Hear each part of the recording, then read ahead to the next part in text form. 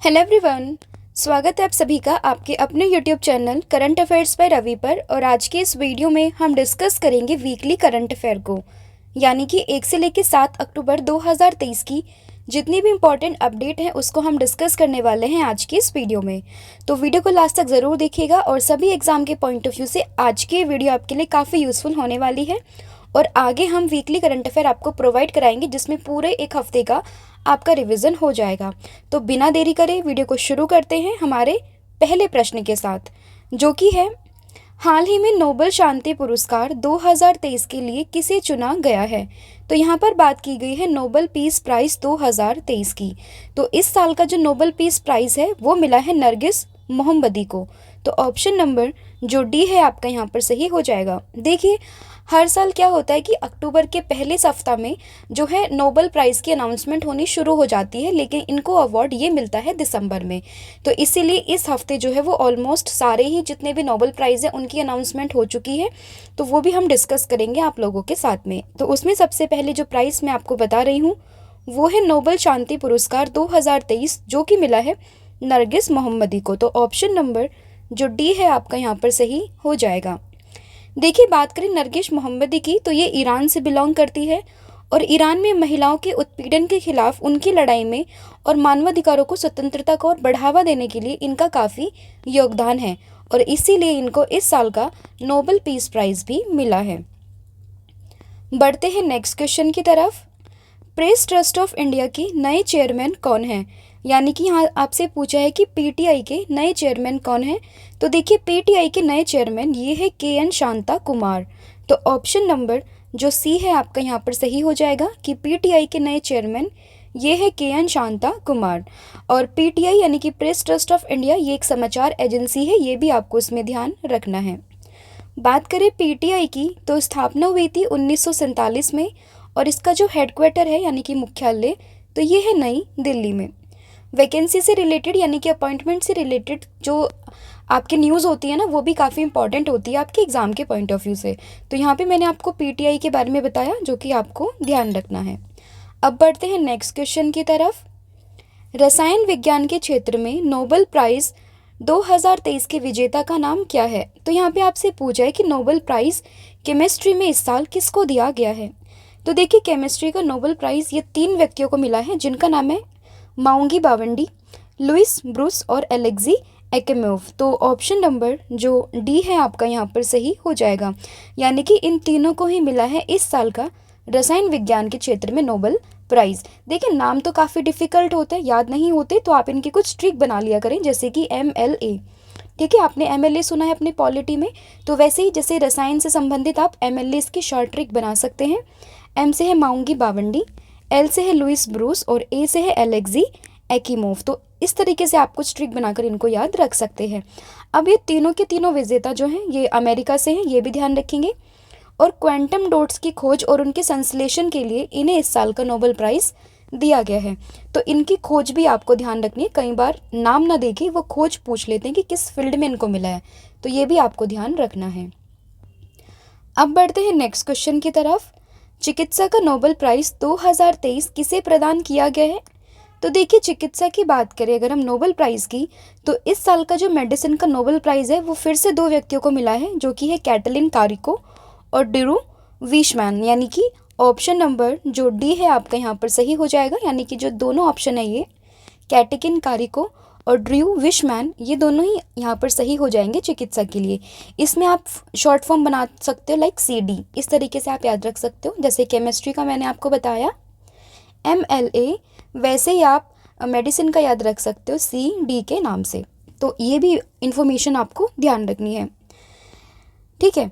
इसके अलावा बात करें अगर हम कैरिको की तो देखिए, इसमें मैं आपको कंट्री बता देती हूँ। कैरिको जो है ये एक हंगरियन अमेरिकन मूल निवासी है और ड्रू विशमैन की बात करें तो ये अमेरिका के निवासी हैं और इन्हें जो है ना वो न्यूक्लियोसाइड्स बेस संशोधनों से संबंधित उनकी खोज के लिए ये सम्मान प्रदान किया गया है। तो ये इन्फॉर्मेशन भी आपको इसमें ध्यान रखनी है। अब बढ़ते हैं नेक्स्ट क्वेश्चन की तरफ, जो कि है सीमा सड़क संगठन के प्रमुख पद पर किसे नियुक्त किया गया है? तो देखिए, बात करें बॉर्डर रोड ऑर्गेनाइजेशन की तो इसके जो हेड हैं वो बने हैं रघु श्रीनिवासन। तो ऑप्शन नंबर जो बी है आपका यहाँ पर सही हो जाएगा। देखिए अगेन ये एक अपॉइंटमेंट का क्वेश्चन है, तो आपके एग्जाम के पॉइंट ऑफ व्यू से इम्पॉर्टेंट हो जाता है। तो आपसे पूछा है बॉर्डर रोड ऑर्गेनाइजेशन के बारे में, तो इसके जो हेड हैं वो बने हैं Raghu Srinivasan, option number B. बात करें अगर हम BRO की, तो देखिए फुल फॉर्म है इसकी बॉर्डर रोड ऑर्गेनाइजेशन। स्थापना हुई थी 1960 में और इसकी जो मिनिस्ट्री है वो आता है रक्षा मंत्रालय के अंतर्गत। बढ़ते हैं नेक्स्ट क्वेश्चन की तरफ। भौतिकी के क्षेत्र में नोबेल पुरस्कार 2023 ये किसे मिला है? तो देखिए यहाँ पर अब बात आई है फिजिक्स की। तो भौतिकी के क्षेत्र में इस साल का नोबेल प्राइज़ ये फिर से मिला है 3 व्यक्तियों को, जिनके नाम है पियरे एगोस्टोनी, फेरेन क्रोस और एनियल ह्यूलिसियर। ऑप्शन नंबर जो डी है आपका यहाँ पर सही हो जाएगा। इसको भी आप ट्रिक से याद रख सकते हो, PFA या FPA कुछ भी आप ट्रिक बना सकते हो, उससे आप इसको याद रख सकते हैं। फिर बढ़ते हैं इसकी डिटेल के बारे में। तो देखिए ये जो व्यक्ति थे इनमें से जो पियरे अगस्टनी है ये फ्रांस से बिलोंग करते हैं। फेरिंग क्रोस की बात करें तो ये हंगेरियन ऑस्ट्रेलियन निवासी है। और एनियल होलियर की बात करें तो ये फ्रेंच स्वीडिश के निवासी हैं। तो देखिए इन्हें किस फील्ड में मिला है? तो पदार्थ में इलेक्ट्रॉन गति विज्ञान का अध्ययन करने के लिए, प्रकाश के ऑटो सेकंड पल्स उत्पन्न करने के लिए इन्हें इस साल का नोबेल प्राइज़ 2023 फिजिक्स में मिला है। तो ये भी आपको इसमें ध्यान रखना है। अब बढ़ते हैं नेक्स्ट क्वेश्चन की तरफ, जो कि ये हाल ही में मालदीव के नए राष्ट्रपति ये कौन बने हैं? तो मालदीव के नए राष्ट्रपति की बात करें तो ये बन गए हैं मोहम्मद मियुज्जू। तो ऑप्शन नंबर जो बी है आपका यहाँ पर सही हो जाएगा, यानी कि मालदीव के नए राष्ट्रपति ये बन गए हैं मोहम्मद मियुज्जू। मालदीव की बात करें तो कैपिटल है माले और यहाँ की करेंसी तो ये है मालदीवियन रुपया। तो ये भी इसमें आपको ध्यान रखना है। फिर बढ़ते हैं नेक्स्ट क्वेश्चन की तरफ। हाल ही में साहित्य में नोबेल पुरस्कार 2023 के लिए किसे चुना गया है? तो यहाँ पे आपसे पूछा है लिटरेचर में नोबेल प्राइज़ 2023। तो लिटरेचर का नोबेल प्राइज़ इस साल का ये मिला है जॉन फोसे को। तो ऑप्शन नंबर जो ए है आपका यहाँ पर सही हो जाएगा, यानी कि जो जॉन फोसे हैं इन्हें ही मिला है इस साल का नोबेल प्राइज़ लिटरेचर में 2023 का। अगर हम बात करें जॉन फोसे की, तो देखिए ये कहाँ से बिलोंग करते हैं? तो ये नॉर्वे से हैं और साहित्य में इनको नोबेल प्राइज़ मिला है। और नाटकों और गद्य के लिए इन्होंने मतलब पूरा कंपाइलेशन इनका उसमें मिला है। और इन्होंने एक उपन्यास को एक शैली में लिखा है जिसको कहा जाता है फोजे मिनिमलिज्म। तो ये भी आपको इसमें ध्यान रखना है। अब बढ़ते हैं हमारे नेक्स्ट क्वेश्चन की तरफ। चर्चा में रही स्वाति नायक ने कौन सा पुरस्कार जीता है? तो यहाँ पे आपसे पूछा है स्वाति नायक के बारे में, इन्होंने हाल ही में कौन सा पुरस्कार जीता है? तो देखिए स्वाति नायक की बात करें तो इन्होंने जीता है नॉर्मन ई बरलॉग पुरस्कार। तो ऑप्शन नंबर जो ए है आपका यहाँ पर सही हो जाएगा। या आप देख सकते हैं इमेज में, यही है स्वाति नायक। अगर हम इसकी एक्सप्लेनेशन की बात करें तो देखिए कृषि और खाद्य उत्पादन के क्षेत्र में उनके असाधारण योगदान की एक महत्वपूर्ण मान्यता में एक उड़ीसा की वैज्ञानिक है जिनका नाम है स्वाति नायक। इन्हें ही 2023 के लिए बोरलॉग फील्ड अवार्ड से सम्मानित किया गया है। अब यहाँ पे नाम आया है बोरलॉग का, तो देखिए नॉर्मन ई बरलॉग की बात करें तो कृषि के क्षेत्र में इनका बहुत बड़ा योगदान है। इन्हें विश्व में हरित क्रांति के जनक के रूप में हम जानते हैं, लेकिन भारत की बात करें तो हरित क्रांति के जनक तो ये हैं MS स्वामीनाथन, जिनका भी हाल ही में निधन भी हो गया है। तो नॉर्मन ई बरलॉग ये है father of green revolution in the world. तो ये इन्फॉर्मेशन भी आपको इसमें ध्यान रखना है। और इस साल का जो ये अवार्ड है ये मिला है स्वाति नायक को। अब बढ़ते हैं नेक्स्ट क्वेश्चन की तरफ। नेक्स्ट क्वेश्चन है हमारा कि ग्लोबल इंडियन अवार्ड पाने वाली पहली महिला कौन है? तो देखिए ग्लोबल इंडियन अवार्ड पाने वाली पहली महिला तो ये है सुधा मूर्ति। तो ऑप्शन नंबर जो ए है आपका यहाँ पर सही हो जाएगा। देखिए यह पुरस्कार जो है वो प्रतिवर्ष एक उत्कृष्ट भारतीय व्यक्तियों को दिया जाता है जिसने अपने फील्ड में जो है काफ़ी ज़्यादा बहुत ही अमिट छाप छोड़ी होती है, तो उस व्यक्ति को ये अवार्ड दिया जाता है।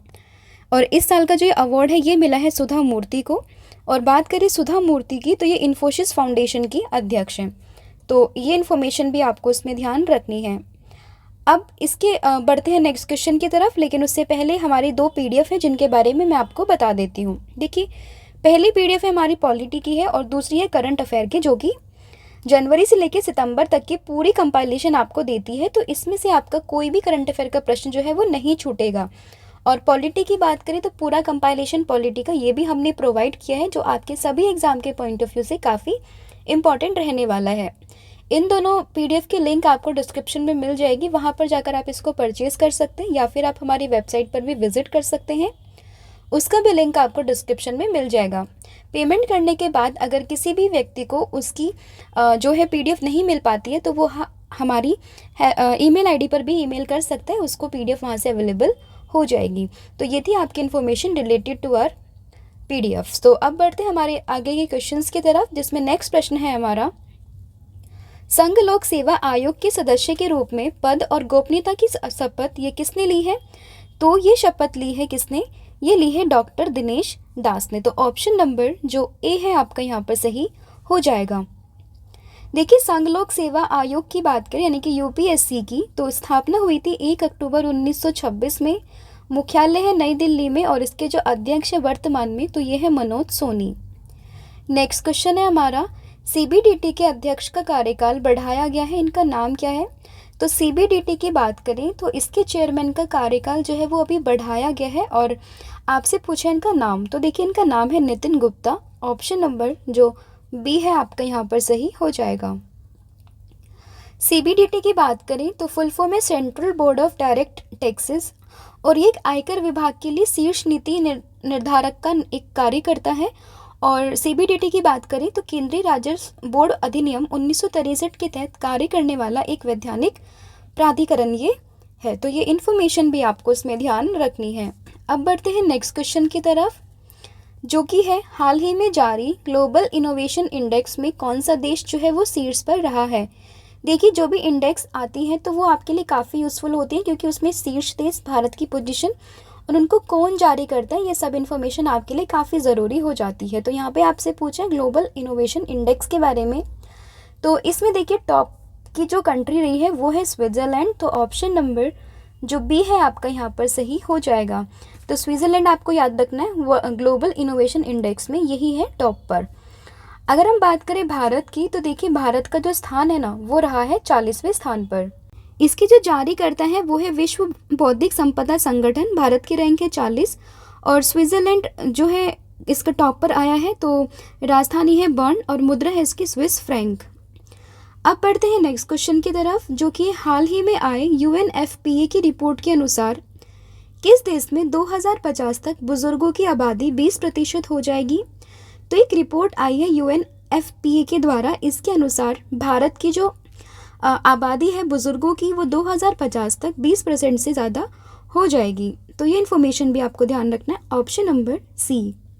यूएनपीएफए की बात करें तो फुल फॉर्म है यूनाइटेड नेशनल पॉपुलेशन फंड, मुख्यालय इसका न्यूयॉर्क यूएसए में।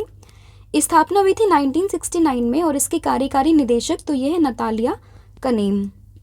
नेक्स्ट क्वेश्चन है हमारा, 14th ग्लोबल स्किल समिट कहाँ आयोजित की गई है? तो 14th ग्लोबल स्किल समिट की बात करें तो ये आयोजित हुई है कहाँ पर? तो ये आयोजित हुई है दिल्ली में। तो ऑप्शन नंबर जो बी है आपका यहाँ पर सही हो जाएगा। देखिए 14th ग्लोबल स्किल समिट की बात करें तो आयोजन हुआ है दिल्ली में, और किसके द्वारा? तो ये हुआ है फिक्की यानी कि federation of Indian chambers of commerce and industry के द्वारा इसका आयोजन किया गया है। इस साल की जो थीम है वो है बिल्डिंग स्किल, एम्पावरिंग यूथ और बिल्डिंग द फ्यूचर। तो ये थीम भी आपको इसमें ध्यान रखनी है, और सही आंसर इसका दिल्ली, ठीक है। और यहाँ के जो भी सीएम है वो तो हर कोई ही जानता है, ये है अरविंद केजरीवाल, और जो यहाँ के लेफ्टिनेंट गवर्नर हैं वो है विनय कुमार सक्सेना। तो ये भी आपको इसमें ध्यान रखना है। नेक्स्ट क्वेश्चन है हमारा, हाल ही में ऑस्कर 2024 के लिए भारत की ऑफिशियल एंट्री के रूप में किस फिल्म को नामित किया है? तो 2024 के लिए जो ऑस्कर में ऑफिशियल एंट्री की है भारत की कौन सी मूवी ने ये नामित किया गया है? 2018 एवरीवन इज़ अ हीरो, ये मूवी का नाम है। Option number D. देखिए पर्सनली मैंने इस मूवी को देख लिया, काफ़ी अच्छी मूवी है, तो मैं रिकमेंड करूँगी जब भी आपका टाइम लगे तो प्लीज़ इस मूवी को ज़रूर देखिए। काफ़ी अच्छी मूवी है, केरला फ्लड के ऊपर ये बनी हुई है, जो कि 2018 में आया था। तो देखिए फिल्म फेडरेशन ऑफ इंडिया ने केरल बाढ़ पर आधारित Malayalam film 2018 everyone is a hero को 2024 में ऑस्कर के लिए भारत की ऑफिशियल एंट्री के रूप में नामित किया है। नेक्स्ट क्वेश्चन है, किसके द्वारा ट्रेवल फॉर लाइफ कार्यक्रम लॉन्च किया गया?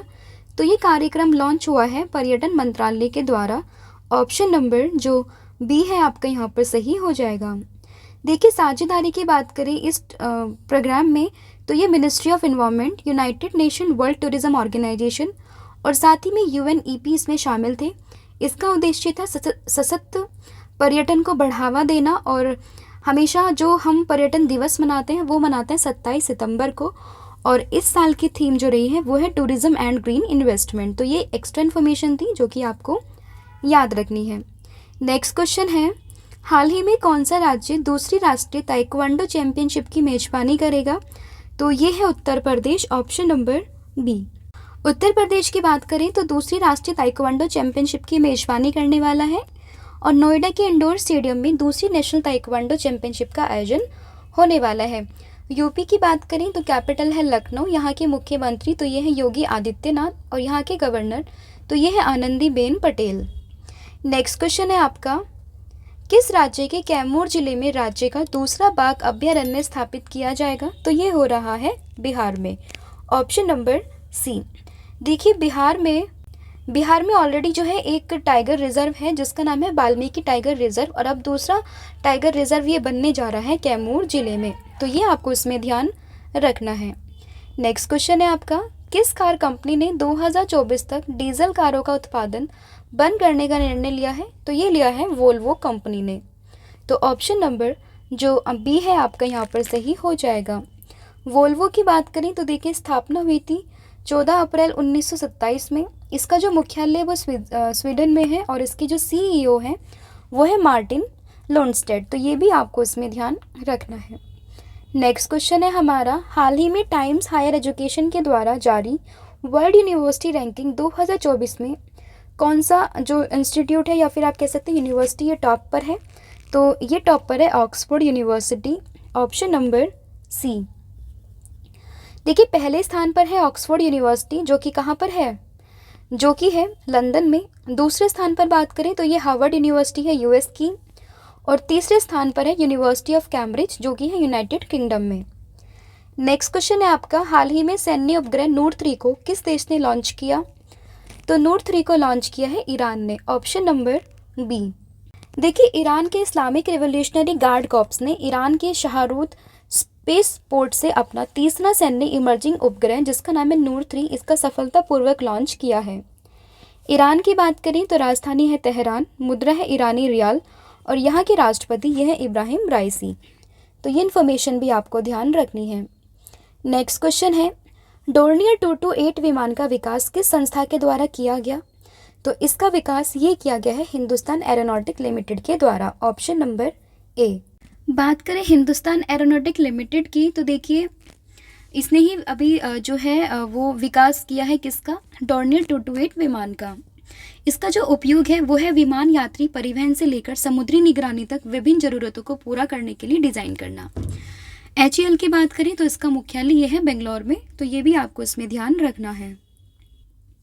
नेक्स्ट क्वेश्चन है आपका, हाल ही में T20 क्रिकेट में सबसे तेज अर्धशतक का रिकॉर्ड ये किस खिलाड़ी ने अपने नाम किया है? तो ये किया है दीपेंद्र सिंह ऐरी ने। ऑप्शन नंबर सी।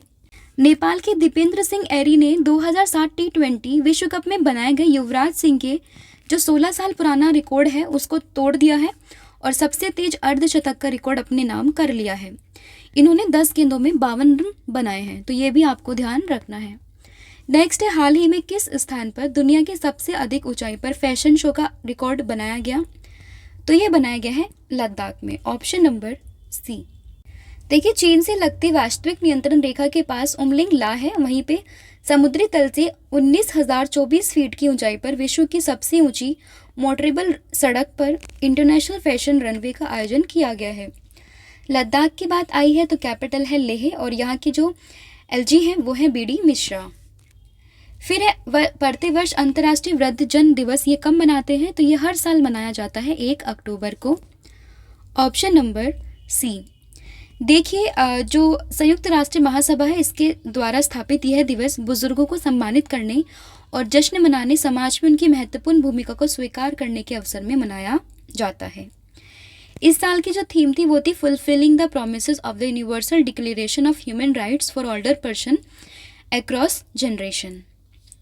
ग्लोबल इनोवेशन इंडेक्स 2023 में भारत की रैंक, तो ये मैं आपको बता चुकी हूँ। टॉप पर है स्विट्जरलैंड और भारत की रैंक है 40। पहला है स्विट्जरलैंड, दूसरे स्थान पर है स्वीडन और तीसरे पे है अमेरिका।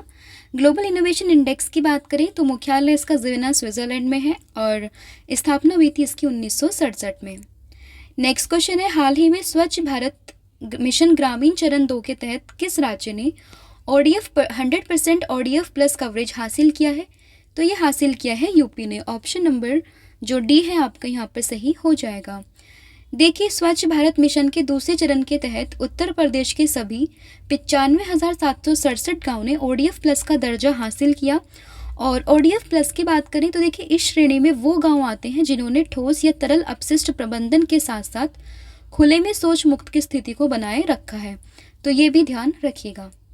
नेक्स्ट है आपका प्रश्न कि हाल ही में 2023 के लिए सबसे मूल्यवान भारतीय ब्रांड कौन बना है? तो ये बन गया है TCS यानी कि Tata consultancy services. Option number जो डी है आपका यहाँ पर सही हो जाएगा। TCS की बात करें तो स्थापना हुई थी 1968 में, मुख्यालय है मुंबई में और CEO ये है के कृति वशान। नेक्स्ट है सुब्रतो कप अंडर 14 टूर्नामेंट के 62वें संस्करण का आयोजन ये कहाँ हुआ? तो ये हुआ है बेंगलुरु में। ऑप्शन नंबर जो बी है आपका यहाँ पर सही हो जाएगा। देखिए, Subroto cup international football tournament की जो 62वां संस्करण है उसका सब जूनियर यानी कि अंडर 14 बालक वर्ग ये बेंगलुरु में हुआ और ऐसा पहली बार हुआ है जब इंटर स्कूल फुटबॉल टूर्नामेंट जो है वो राष्ट्रीय राजधानी क्षेत्र के बाहर खेली जा रही है। नेक्स्ट है, भारत की किस टेबल टेनिस महिला युगल जोड़ी ने 19वें एशियाई खेलों में कांस्य पदक जीता है? तो ये जीता है अहिका और सुतीर्तो मुखर्जी ने। ऑप्शन नंबर सी। नेक्स्ट है, किस राज्य में पहले कार्टोग्राफिक म्यूजियम का उद्घाटन हुआ है? तो ये हुआ है उत्तराखंड में। Option number A. देखिए, उत्तराखंड के पर्यटन और संस्कृति मंत्रालय सतपाल महाराज ने विश्व पर्यटन दिवस जो कि 27 सितंबर को मनाते हैं, उसी के अवसर पर उत्तराखंड के मसूरी में जॉर्ज एवरेस्ट कार्टोग्राफी संग्रहालय का उद्घाटन किया है। बात करें उत्तराखंड की तो देखिए, इसकी कैपिटल है दो। पहली कैपिटल इसकी आती है देहरादून जो कि इसकी विंटर कैपिटल है और दूसरी इसकी कैपिटल आती है गैरसैंण जो कि इसकी समर कैपिटल है। ठीक है, और यहाँ के जो मुख्यमंत्री हैं वो है पुष्कर सिंह धामी और यहाँ के जो गवर्नर हैं वो कौन है? वो है गुरमीत सिंह। तो ये इन्फॉर्मेशन भी आपको इसमें ध्यान रखनी है। नेक्स्ट आपका क्वेश्चन है, हाल ही में चर्चा में रहे PET 46 एंजाइम का संबंध ये किससे है? तो इसका संबंध है प्लास्टिक बोतल विनाशीकरण यानी कि प्लास्टिक बोतल डिस्ट्रक्शन से। Option number D. देखिए, PET की बात करें तो इसका उपयोग यह एंजाइम प्लास्टिक की बोतलों में पाए जाने वाले PET प्लास्टिक का विनाशीकरण विघटन करने में सक्षम होता है। PET की फुल फॉर्म है पॉलीइथाइलिन टेराप्थलेट। तो ये भी ध्यान रखिएगा, फुल फॉर्म भी आपसे पूछी जा सकती है। HP ने किसके साथ मिलकर भारत में क्रोमबुक के निर्माण के लिए सहयोग किया? तो ये किया है गूगल कंपनी के साथ में। Option number A. गूगल की बात करें तो स्थापना हुई थी 1998 में। मूल संगठन इसका अल्फाबेट इंक, मुख्यालय है USA में और CEO ये है सुंदर पिचाई।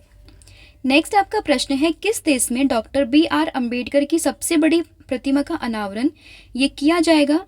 तो ये सबसे बड़ी जो BR अम्बेडकर जी की प्रतिमा है इसका अनावरण ये किया जा रहा है अमेरिका में।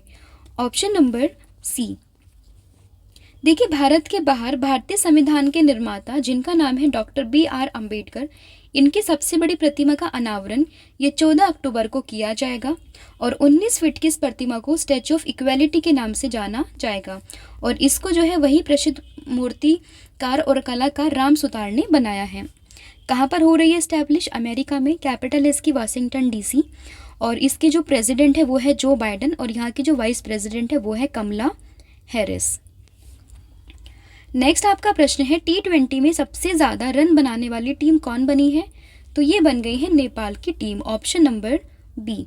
देखिए, नेपाल ने मंगोलिया के खिलाफ 20 ओवर में 3 विकेट खोकर 314 रन बनाए हैं और इसी के साथ सबसे ज़्यादा जो है वो T20 इंटरनेशनल में रन बनाने वाली ये टीम बन गई है।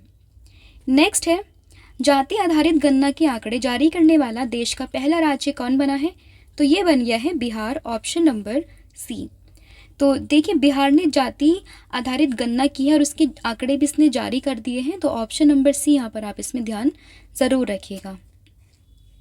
नेक्स्ट आपका प्रश्न है, भारत का पहला जल विश्वविद्यालय कहाँ खुलने जा रहा है? तो ये खुलने जा रहा है उत्तर प्रदेश में, ऑप्शन नंबर बी। देखिए यह पहला विश्वविद्यालय होगा जहां छात्र और शोधार्थी जल की कमी से पैदा हो रही समस्याओं के लिए पुरातन और आधुनिक तकनीकों के माध्यम से समाधान खोजेंगे।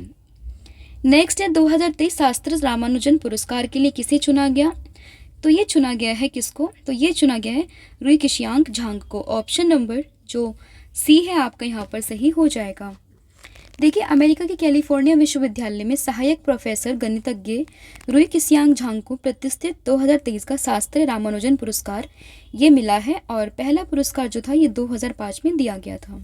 एशियाई खेल 2023 की भाला फेंक स्पर्धा में गोल्ड मेडल किसने जीता है पुरुष खिलाड़ी की तरफ से? तो ये जीत लिया नीरज चोपड़ा ने, option number D.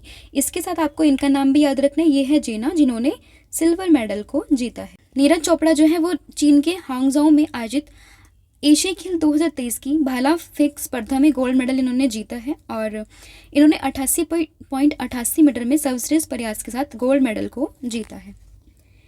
Narendra Modi के सलाहकार के रूप में फिर से किसे नियुक्त किया गया? तो ये नियुक्त हुए हैं Amit Khare, option number B. फिर प्रतिवर्ष विश्व पर्यावरण दिवस ये कब मनाया जाता है? तो ये हर साल हम मनाते हैं अक्टूबर के पहले सोमवार को, ऑप्शन नंबर सी। देखिए इस वर्ष जो है वो विश्व पर्यावरण दिवस समारोह का मेजबान देश है अजरबैजान और इसके थीम है लचीली शहर अर्थव्यवस्थाएं विकास और पुनर्प्राप्ति के चालक के रूप में शहर। विश्व स्तर पर सुंदरवन जलवायु प्रभाव का उजागर करने के लिए भारत और किस देश के बीच समझौता हुआ है? तो ये हुआ है भारत और बांग्लादेश के बीच में, ऑप्शन नंबर बी। देखिए यह समझौता जो है वो कोलकाता में वैश्विक मंचों में संयुक्त अरब अमीरात दुबई में 30 नवंबर से 12 दिसंबर तक COP28 शिखर सम्मेलन आयोजित होगा, वहीं पर होने वाला है, यहीं पर इसकी बात उठाई जाएगी। सुंदरवन डेल्टा की बात करें तो सबसे बड़ा डेल्टा है पूरे विश्व में और ये बंगाल की खाड़ी में स्थित है और गंगा, ब्रह्मपुत्र और मेघना नदियों के संगम पर यह डेल्टा बना हुआ है। अब बात आई है बांग्लादेश की, तो राजधानी है ढाका, करेंसी है टका, यहाँ की जो प्राइम मिनिस्टर है वो है शेख हसीना और जो यहाँ की प्रेसिडेंट है वो है मोहम्मद शहाबुद्दीन। तो ये भी आपको इसमें ध्यान रखना है। बढ़ते हैं नेक्स्ट क्वेश्चन की तरफ। भारत और किस देश के बीच में संयुक्त युद्ध अभ्यास जिसका नाम है संप्रीति, इसका आयोजन किया गया? तो संप्रीति जो जॉइंट एक्सरसाइज है ये हो रही है भारत और बांग्लादेश के बीच में, ऑप्शन नंबर बी। नेक्स्ट है और इसके अलावा ध्यान रखना ये मेघालय में होगी और ये इसका 11वां संस्करण होने वाला है। हाल ही में रानी ट्रॉफी 2023 किसने जीती? तो ये जीत ली है किसने? तो ये जीती है शेष भारत ने, ऑप्शन नंबर बी। देखिए शेष भारत ने 60वीं रानी ट्रॉफी जीती है और इसने सौराष्ट्र टीम को हराया है और इसका आयोजन है ये करता है BCCI यानी कि cricket control board of India. Gandhi Jayanti 2023 की थीम क्या है? तो इसकी थीम है 1 तारीख 1 घंटा और 1 साल यानी कि 1 डेट 1 आवर 1 टुगेदर। यह पहल जो है वो है स्वच्छता पखवाड़ा स्वच्छता ही सेवा 2023 अभियान के लिए एक कदम है और इस बार जो महात्मा गांधी है उनका 154वां जन्म ये जो है ये मनाया गया है। भारत और किस देश ने सामाजिक सुरक्षा समझौता पर हस्ताक्षर किए? तो भारत ने, साथ में अर्जेंटीना ने, दोनों ने मिलकर ये हस्ताक्षर किए हैं, ऑप्शन नंबर बी। इस समझौते से जो दोनों देशों में सामाजिक सुरक्षा के लिए कई लाभ या योगदान नुकसान के खिलाफ पेशेवर और श्रमिकों के अधिकार की रक्षा करने की उम्मीद है। अर्जेंटीना के साथ ये हुआ है, तो राजधानी है ब्यूनस आयर्स, मुद्रा है अर्जेंटिनो पीसो, राष्ट्रपति अल्बर्टो फर्नांडिस। नेक्स्ट 27वीं विश्व सड़क कांग्रेस का आयोजन कहाँ किया गया? तो ये हुआ है प्राग में, ऑप्शन नंबर बी। देखिए इसका आयोजन ये 2 से 6 अक्टूबर के बीच में हुआ है और थीम है इसकी फिर से सड़क पर एक साथ चलना और ये प्राग जो है वो चेक गणराज्य की राजधानी है, वहीं पर इसका आयोजन किया गया है। नेक्स्ट है रामागुंडम NTPC परियोजना का उद्घाटन कहाँ किया गया? तो ये उद्घाटन ये किया गया है तेलंगाना में, ऑप्शन नंबर बी। देखिए रामागुंडम NTPC परियोजना ये तेलंगाना के रामागुंडम में स्थापित की गई। परियोजना का उद्घाटन नरेंद्र मोदी जी के द्वारा किया गया। क्षमता है 800 मेगावाट। NTPC की बात करें तो स्थापना 1975, मुख्यालय है दिल्ली में, हुआ है तेलंगाना में। तो तेलंगाना की कैपिटल ये है हैदराबाद। यहाँ की जो CM है वो है कौन? चंद्रशेखर राव। और यहाँ की जो गवर्नर हैं वो हैं तमिलिसाई सौंदरराजन, ये भी ध्यान रखिएगा। हाल ही में एशियन गेम्स के इतिहास में जेवलिन थ्रो में स्वर्ण पदक जीतने वाली पहली भारतीय महिला एथलीट, तो ये बन गई हैं अन्नू रानी, ऑप्शन नंबर बी। देखिए, भारत की अन्नू रानी ने एशियाई खेलों में इतिहास रचते हुए जेवलिन थ्रो में स्वर्ण पदक जीता है। वहीं मेल में बात करें तो ये जीता है नीरज चोपड़ा जी ने। अन्नू रानी ने 62.92 मीटर दूर जेवलिन थ्रो करके स्वर्ण पदक अपने नाम किया है। आईसीसी ने किससे पुरुष क्रिकेट विश्व कप 2023 के ग्लोबल एम्बेसडर के रूप में चुना है, तो ये नामित हुए हैं Sachin Tendulkar, option number A. देखिए, क्रिकेट विश्व कप शुरू हो चुका है। 5 अक्टूबर से नरेंद्र मोदी स्टेडियम में इसकी शुरुआत होगी और विश्व कप में जो 10 टीमें भाग लेंगी वो हैं Afghanistan, Australia, Bangladesh, England, Bharat, Netherland, New Zealand, Pakistan, दक्षिण अफ्रीका और श्रीलंका। और इसमें जो शुभंकर हैं इस साल के वो हैं ब्लेंज और टोंक। नेक्स्ट है, प्रतिवर्ष विश्व पशु कल्याण दिवस कब मनाते हैं, तो ये मनाते हैं 4 अक्टूबर, ऑप्शन नंबर डी। देखिए, प्रतिवर्ष हर साल हम 4 अक्टूबर को विश्व पशु कल्याण दिवस मनाते हैं और इस दिवस की दुनिया भर में पशु प्रेमियों को एकजुट करती है, जागरूकता बढ़ाती है और जानवरों की भलाई के प्रति जिम्मेदारी की भावना को बढ़ावा देती है। थीम है ग्रेट और small, love them all. Next है, किस राज्य या यूटी के बहसोली पश्मीना उत्पाद को जीआई टैग मिला है, तो ये मिला है जम्मू कश्मीर में, option number C. Jammu Kashmir की बात करें तो कैपिटल इसकी श्रीनगर और यहाँ के जो एलजी है वो है मनोज सिन्हा। नेक्स्ट आपका प्रश्न है, हाल ही में किस देश ने दक्षिण पूर्व एशिया की पहली हाई स्पीड रेलवे व्यूज को उद्घाटन किया है, तो ये उद्घाटन हुआ है इंडोनेशिया में, ऑप्शन नंबर सी। देखिए, हाई स्पीड रेलवे जकार्ता के विशाल महानगर को पश्चिम जावा प्रांत की राजधानी बाडुंग से जोड़ता है। इंडोनेशिया में शुरू हुई है, राजधानी है जकार्ता, राष्ट्रपति है जोको विडोडो और मुद्रा है यहाँ की इंडोनेशियन रुपया।